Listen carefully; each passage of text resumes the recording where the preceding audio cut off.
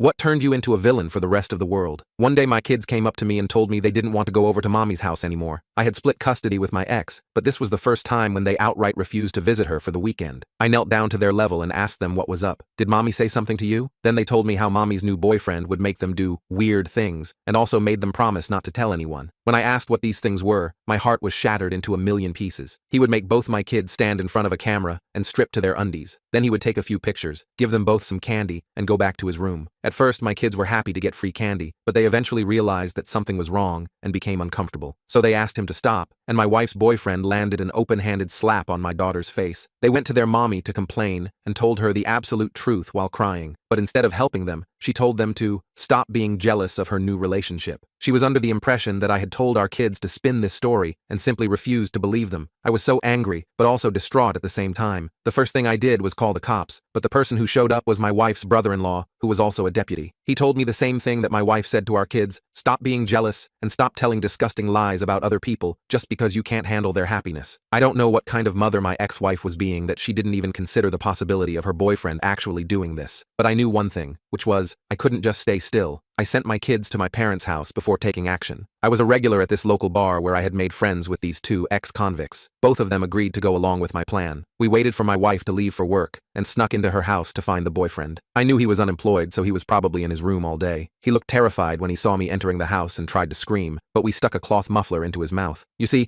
I was under the impression that he was using those photos he took to get himself off like a sicko, so my plan was to simply find the photos, delete them forever, and threaten him enough so that he never does it again. But then the boyfriend confessed as to what he was actually doing. Turns out, he had a very long line of other sickos who wanted to buy these photographs and were paying him top dollar for them. He had about 6 copies of each photo ready to be shipped out in a couple days' time. The severity of the situation dawned on me, and I realized that if my kids didn't have enough courage to come to me, then I never could have stopped these photos from going out there. My eyes just saw red, and I lost control. I grinded the boyfriend's head in with the iron knuckles I had been wearing and didn't stop until my 2 friends dragged me off of him. I knew what I had done would land me in prison, which would mean my kids would go to my wife, and her next boyfriend could potentially do a similar thing to them. So I just started crying on the wooden floor. This is when one of my friends told the other to take me home and made a joke about how prison life suits him better anyway. I looked at him and for a brief moment forgot all of his past crimes and simply nodded my head with respect.